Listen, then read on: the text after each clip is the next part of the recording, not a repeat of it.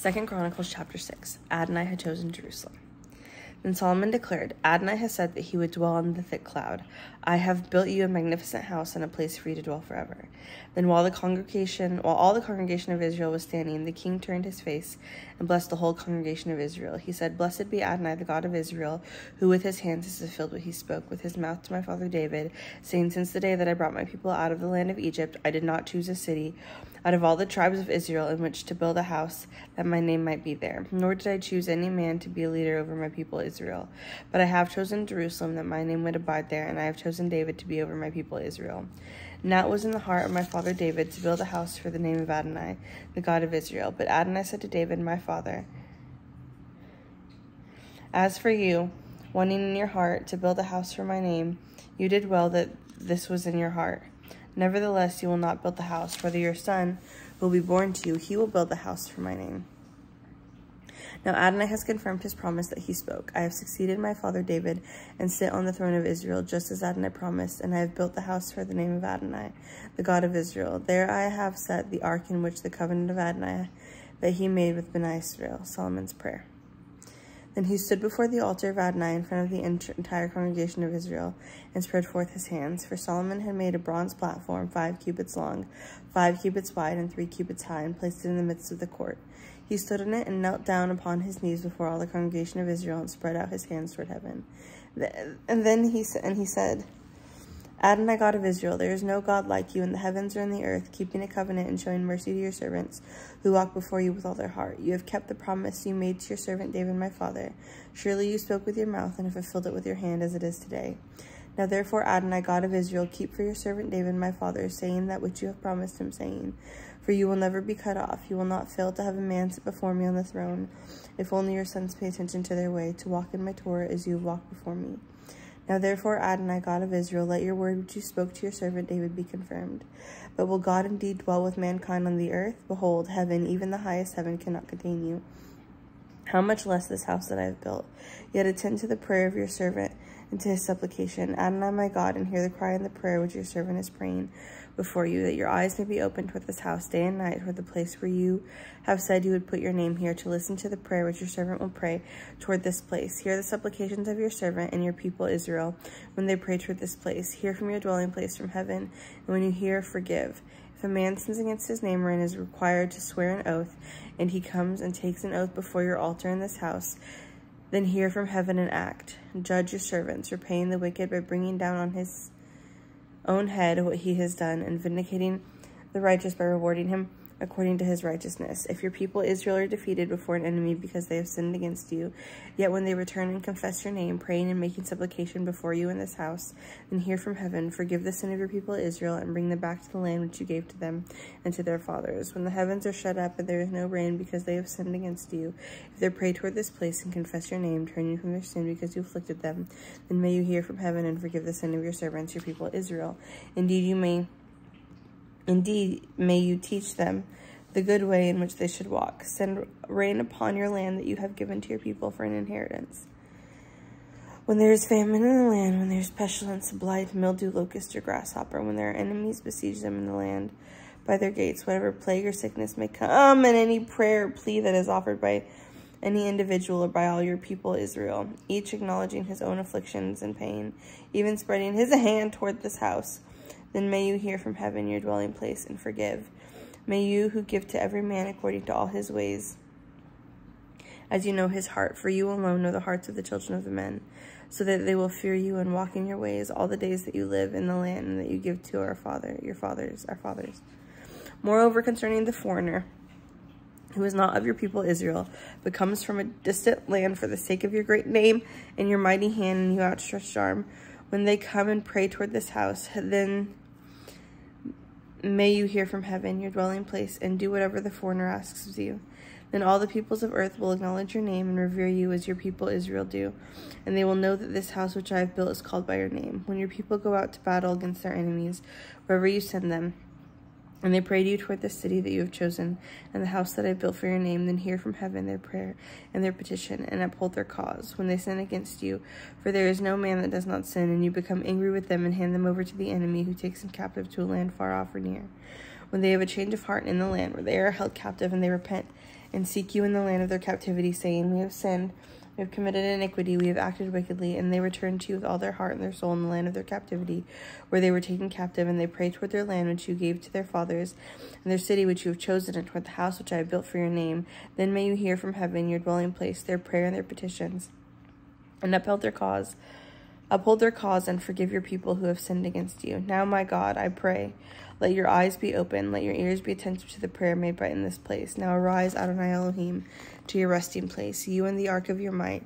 May your Kohanim, Adonai Elohim, be clothed with salvation, and may your godly ones rejoice in goodness. Adonai Elohim, do not reject your anointed one. Remember the loyalty of your servant David. 2 Chronicles chapter 7. Sukkot and Shemini Atzeret.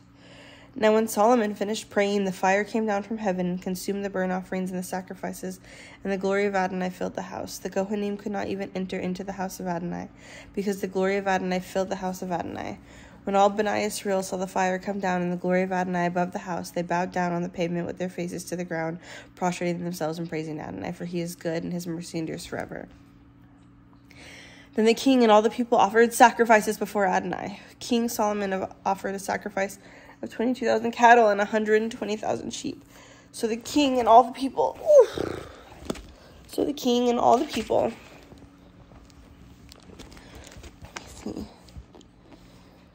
dedicated the house of God. The Kohanim stood at their posts, and as did the Levites, and with the musical instruments of Adonai that the King David had made for praising Adonai, for his mercy endures forever. Whenever David offered praise by their hand, opposite them were the Kohanim who surrounded trumpets, while all Israel was standing. Moreover, Solomon consecrated the middle of the courtyard that was before the house of Adonai, because there he offered the burnt offerings and the fat of the peace offering, since the bronze altar which Solomon had made was not able to contain the burnt offering, the grain offering, and the fat. At that time Solomon observed the feast for 7 days, and all Israel with him, a very great assembly from Lebo Hamath to the brook of Egypt. On the 8th day they held a solemn assembly, for they had celebrated the dedication of the altar for 7 days and the feast for 7 days. On the 23rd day of the 7th month he sent the people to their tents, joyful and glad of heart for the goodness that Adonai had done for David, Solomon, and Israel his people. Adonai's promise to Solomon. Thus Solomon finished the house of Adonai and the king's palace. Indeed, all that Solomon had on his heart to accomplish in the house of Adonai, in his own palace, he successfully completed.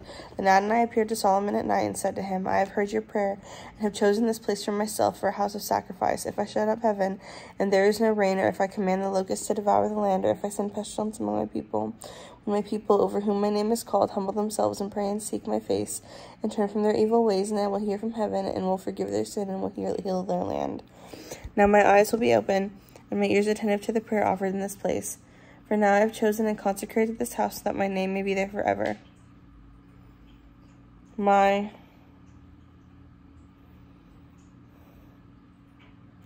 eyes and my heart shall be there perpetually. As for you, if you walk before me as your father David walked, doing all that I have commanded you, keeping my statutes and my ordinances, then I will establish your royal throne, as I covenanted you with your father David, saying, you shall not lack a man to be ruler in Israel. But if you turn away and forsake my decrees and my mitzvah that I have set before you, and go and serve other gods and worship them, then I will uproot them from my land which I gave them, and this house which I have consecrated for my name I will cast out of my sight. I will make it a proverb and a byword among all peoples. As for this house which is so exalted, everyone passing by it shall be appalled and say, why has Adonai done this to the land, to this house? And they will answer, because they have forsaken Adonai, the God of their fathers, who brought them out of the land of Egypt, and clung to other gods, worshipping and serving them. Therefore he has brought all this misery upon them. 2 Chronicles chapter 8. Solomon's exploits throughout the land. It came to pass that at the end of 20 years, during which Solomon built the house of Adonai in his own palace, and he built the cities which Hiram had given to him, and settled Bnei Israel there. Then Solomon marched against Hamath Zobah and overpowered it. He built up Tadmor in the wilderness and all the store cities that he built Hamath. He also built Upper Beth Horon and Lower Beth Horon as fortified cities, and walls, gates, and bars, as well as Baalath and all his store cities, and cities for his chariots, and cities for his horsemen. Everything that Solomon desired to build in Jerusalem and in Lebanon, and in all the land that he had ruled. All the people that were left of the Hittites, Amorites, Perizzites, Hivites, and Jebusites, who were not of Israel, that is, those of their descendants that were left at them after them in the land, whom Bani Israel did not destroy. These Solomon conscripted for forced labor, as it is to this day. But Solomon did not make slaves of Bani Israel for his work. Rather, they were his soldiers, his chief officers, his commanders of his chariots and horsemen. These were the chief officers of King Solomon, 250 who ruled over the people. Solomon brought Pharaoh's daughter up from the city of David to the house that he had built for her. For he said, "My wife shall not dwell in the place of King David of Israel, because the palaces where the ark of Adonai has entered are holy." At that time Solomon offered burnt offerings to Adonai on the altar of Adonai, which he had built before the porch, according to the daily requirement for offerings commanded by Moses for Shabbatot, for new moons, and for the Moedim 3 times a year, the feast of Matzah, the feast of Shavuot, and the feast of Sukkot. Following the ordinances of his father David, he appointed the divisions of the Kohanim for their avodah and the Levites for their duties to praise and administer alongside the Kohanim, according to the daily assignment, and the gatekeepers by their divisions at every gate, because this is what David, the man of God, had commanded. They did not depart from the king's commandment to the Kohanim and Levites, and in any matter including the treasuries. Thus all Solomon's work was carried out from the day of the foundation of the house of Adonai until it was finished.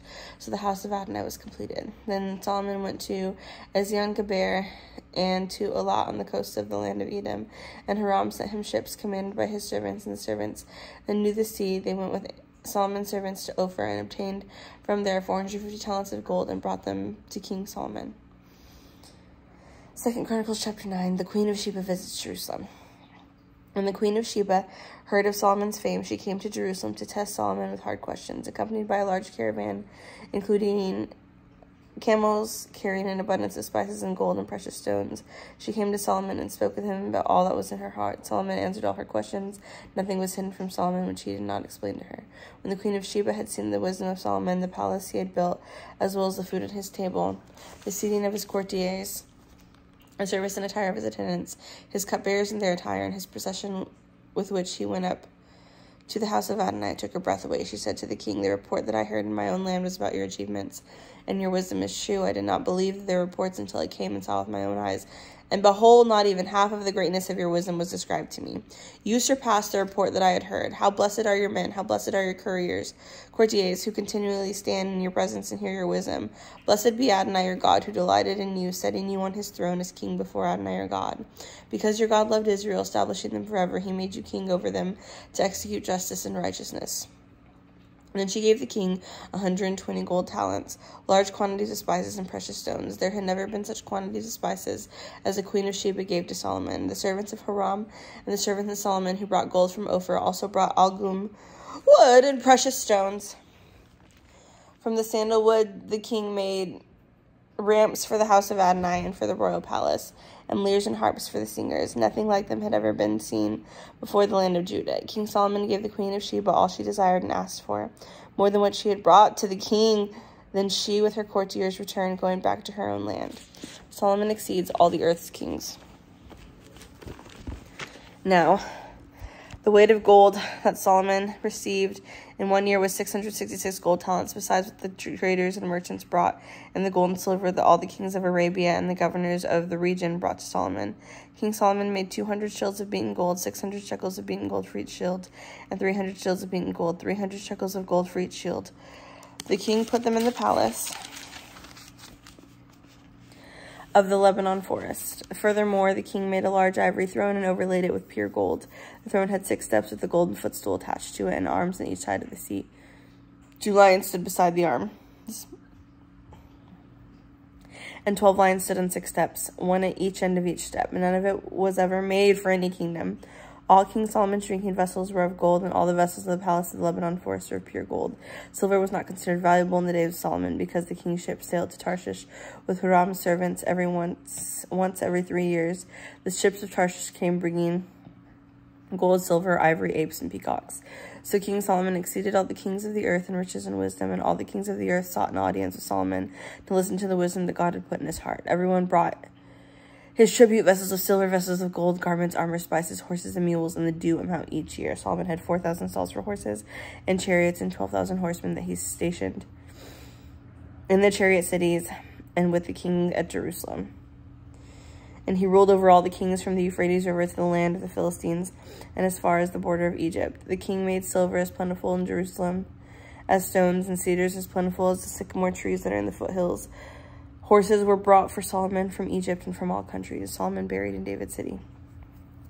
Now the rest of the acts of Solomon, the beginning and the end, are they not written in the Chronicles of Nathan the prophet, and the prophecy of Ahijah the Shilonite, and in the visions of Jedo the seer concerning Jeroboam the sons of Nebat?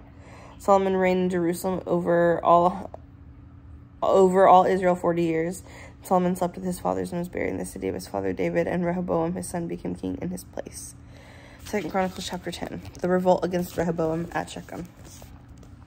Rehoboam went to Shechem, for all Israel had come to Shechem to make him king. And now it came to pass that when Jeroboam the son of Nebat heard this, for he was in Egypt where he had fled from King Solomon, Jeroboam returned from Egypt. So they sent and summoned him, and Jeroboam and all Israel came to Rehoboam and spoke to Rehoboam, saying, Your father made our yoke grievous, but now lighten the harsh labor of your father and his heavy yoke that he put on us, and he will serve you. He answered them, Come back to me in 3 days. So the people departed. Then King Rehoboam consulted with the elders who had served his father Solomon while he was alive, saying, How do you advise me to answer this people?